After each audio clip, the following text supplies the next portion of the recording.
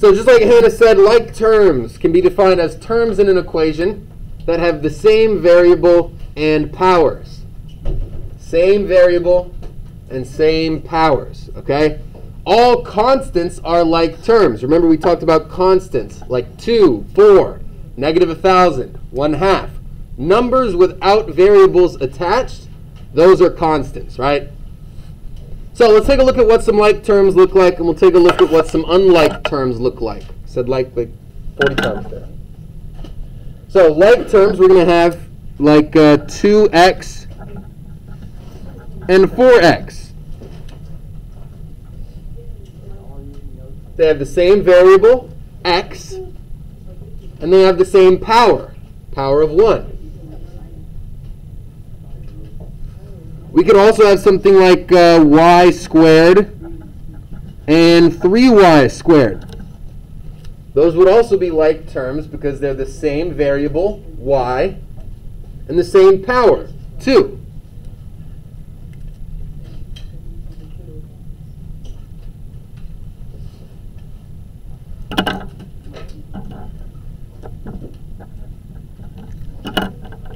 And then we can have like terms such as 4 and -2.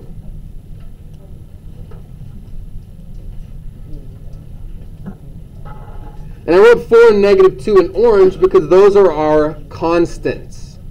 Anytime we have a number or a constant, that's going to be like terms right there.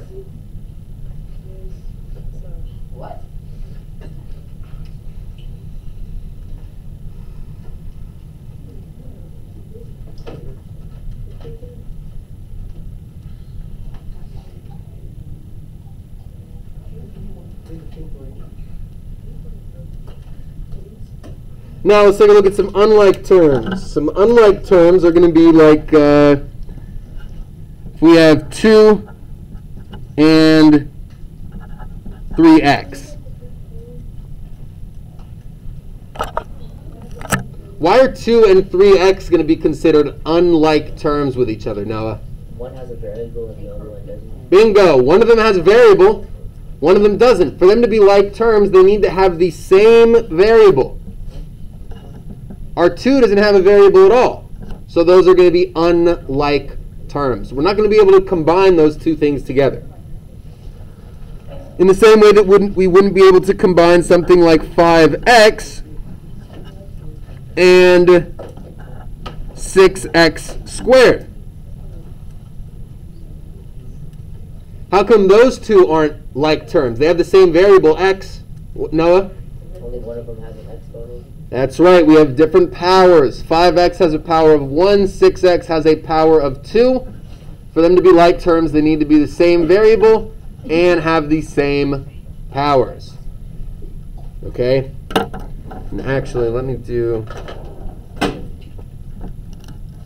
should have done 2 in orange.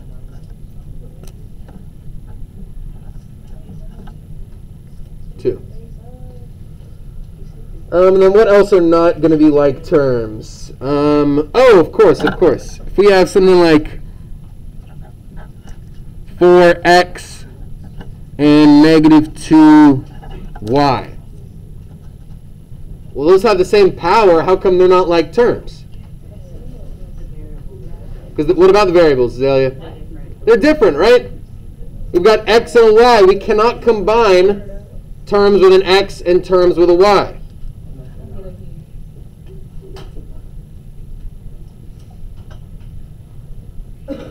Blake right here, Kenny right here, Jordan, no, that's not good. Jordan over here. What did I do? I was listening, like, for notes. Yeah, for the rest of the class. I can't deal with all this talking. I've asked you guys multiple times to stop talking.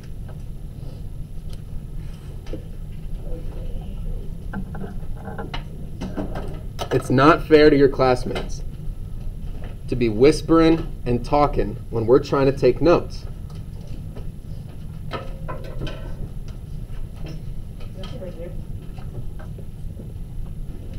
Where did I originally tell you to sit? Over there? Or right there? Right there is fine.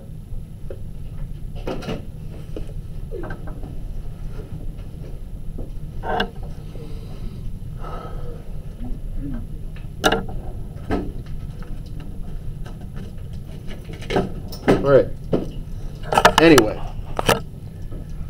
So what is this, why are we even talking about like terms? Like terms can be combined. That's what we're looking to do here, is combine like terms.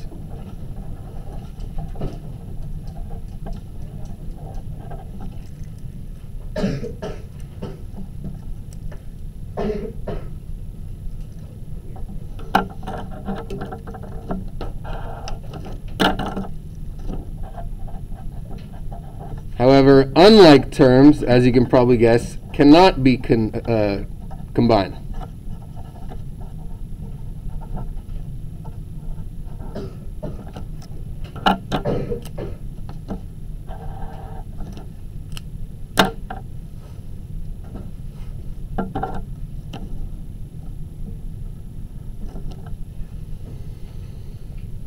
Okay. And combined, what do we mean by that? Combined just means added or subtracted.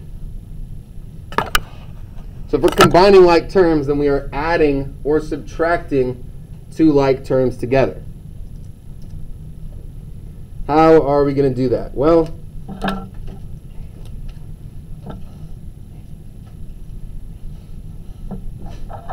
what you're going to do is you're going to add or subtract the coefficients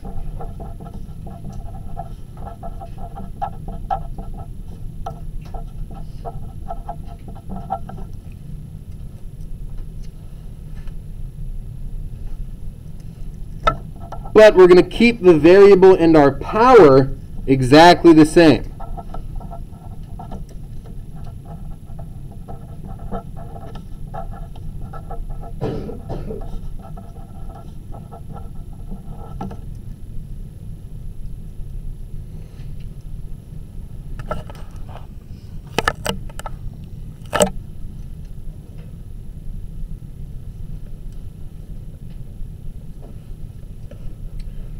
What's a coefficient again? Can anyone tell me what a coefficient is? No, what's a coefficient? Help me out. Is it the number that's in front of the variable? Bingo. Couldn't have said it better myself. It's just the number in front of a variable. So if we look back up at our like terms, 2x and 4x, what are our coefficients there? 2 and 4, right? Coefficient, I know it's a kind of a confusing-ish word, because it's complicated, but it's just the number in front of the variable. That's all it is. So we're going to add or subtract that number, but we're going to keep our variable and whatever power we have on that variable the same. Let's take a look at an example. These are going to be pretty quick notes here because there's not a whole lot to talk about with combining like terms. It's pretty straightforward, at least I hope. So let's use 2x and 4x. If we had 2x plus 4x,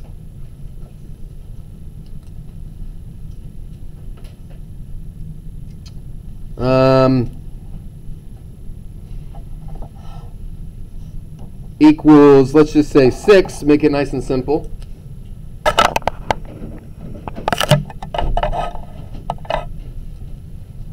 Yeah.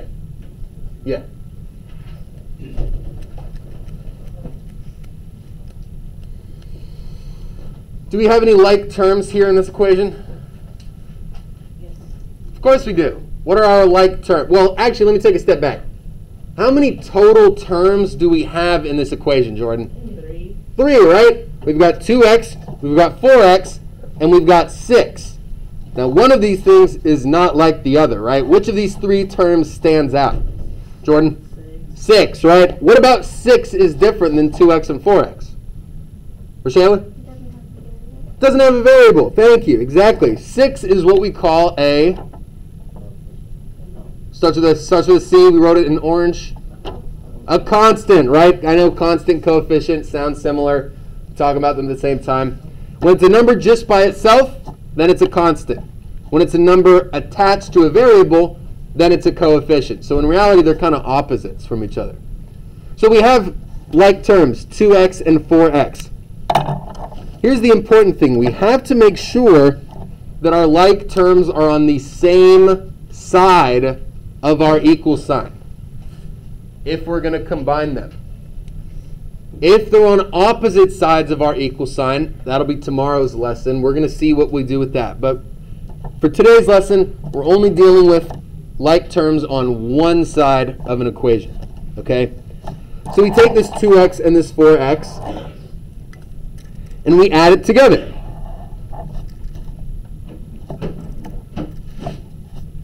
Let's see. 2 plus 4x equals 6.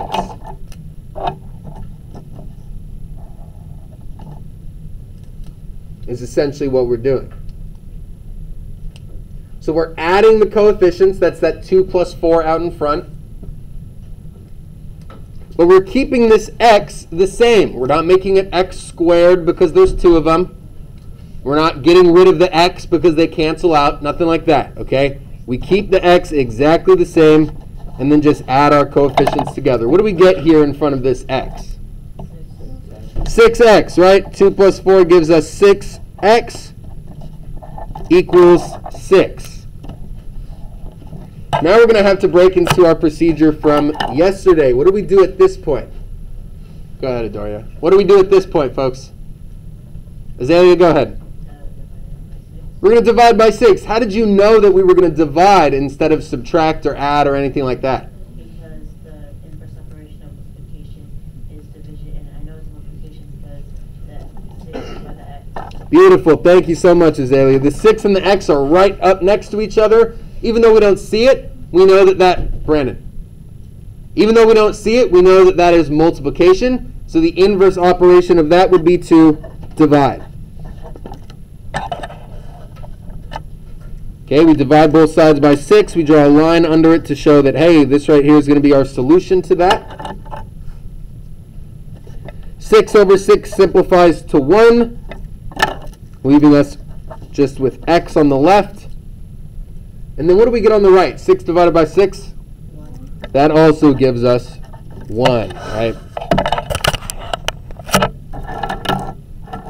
And there's our answer. X is equal to 1.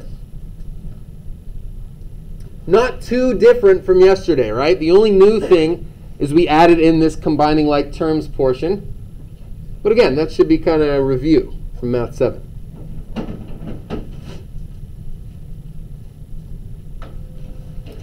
Okay, let's take a look at example B.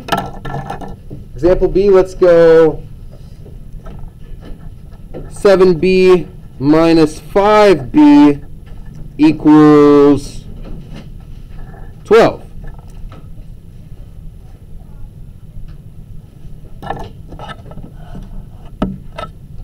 Seven b minus 5b equals 12.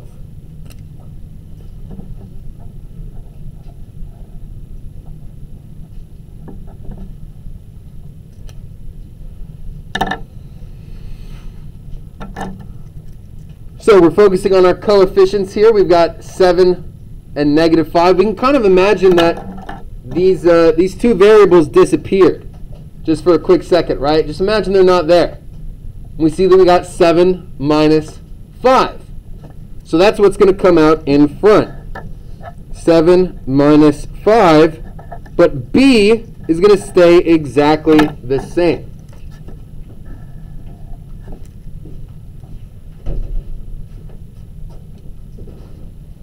Give me a thumbs up if you see how we got this here, 7 minus 5. Okay, good, good, good. What does 7 minus 5 give us? 2? 2 or 3? No, 2, right? Yeah, okay, 2. B equals 12. So the b stayed the same. The b didn't change at all, right? We didn't add an exponent. We didn't get rid of it. It stayed exactly the same. The only thing that changed was the number in front. Now what do we have to do with both sides? If we're multiplying b by 2, what would the inverse of that be? It's going to be dividing by 2, right? The opposite of multiplying by 2 would be dividing by 2. Draw our solution line right there. 2 over 2 simplifies to 1, just leaving us with b equals. And then what does 12 divided by 2 give us on the right? 6. Beautiful. Thank you. 6.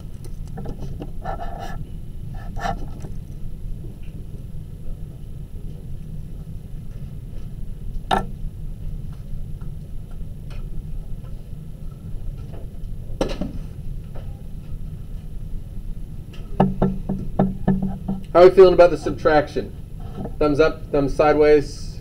Okay, not too bad. Not too bad. Let's, I want to do a more complicated example. No, we're not going to worry about exponents, luckily for us, but let's see. We might have to worry about fractions, and that's what's going to be the worst. Let's go ahead and let's do example C. Let's do 7y minus 3y plus 5y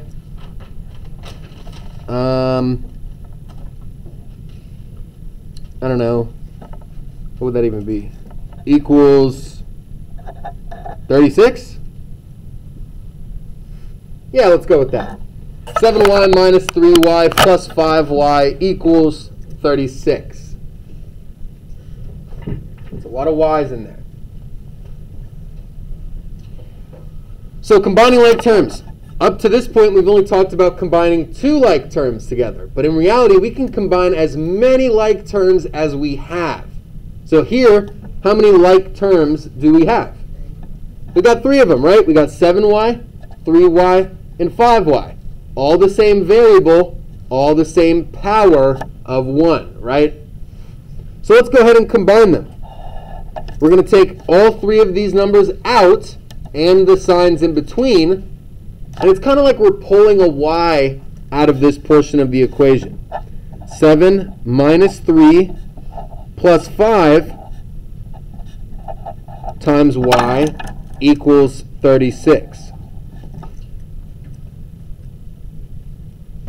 We did the same exact thing, just with 3 numbers now instead of 2. But even though we had 3 y's, we're still left with only one singular y without an exponent in our equation there. Anyone have questions on how we got to this point here? Okay, perfect. Let's push forward. What do we get here? 7 minus 3 plus 5. What does that equal to? 9, right? 7 minus 3 gives us 4. 4 plus 5 gives us 9y equals 36. And then, of course, as we did in the previous 2 problems, what do we have to do now? Well, what are we doing to y right here? We're multiplying. So the inverse operation would be to do what? Divide both sides by 9. Solution line. 9 over 9 is just 1. And we see that y is equal to what? What's 36 over 9 equal to? 6 is very close. It's actually going to be 4. 54 times 6. Or no. Sorry, 9 times 6 would be 54. Yeah. Y is equal to 4. Anyone get completely thrown off with the 3 like terms, or are we still kind of all on the same page? Okay, I'm going to take silence as we're all on the same page, which is good. We should probably do a fraction one. Yeah, let's go ahead and do a fraction one. Example D. We've got 1/2 x minus 1/2 x plus x equals 7. Oops, you can't even see it. I'm sorry. There you go. Let's look at our last one, example D here.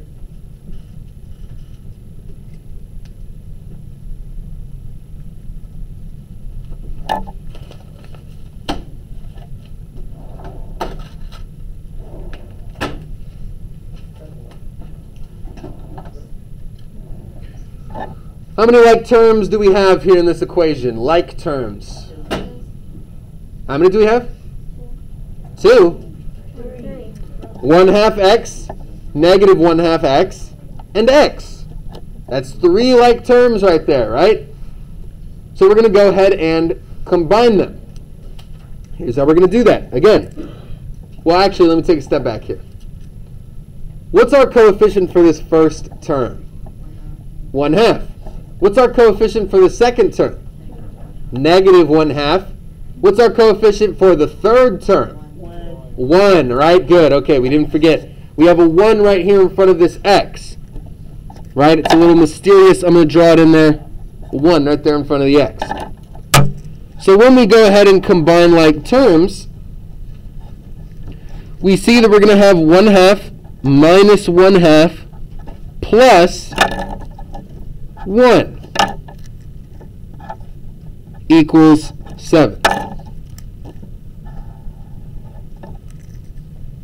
Oh, I'm sorry, completely forgot about the x in there as well. See how easy it is to forget that x. Don't be like me.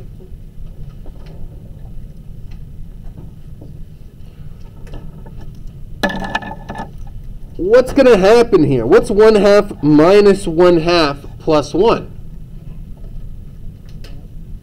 Well, let's take it step by step. What's 1/2 minus 1/2? 0 plus 1 gives us 1. 1x equals 7. Is there anything else we can simplify? No, I mean, we can get rid of the 1 if we want to make it look cleaner as just x equals 7. But that's that. Those 1/2s canceled out. We added the 1 to it, and we're left with x equals 7.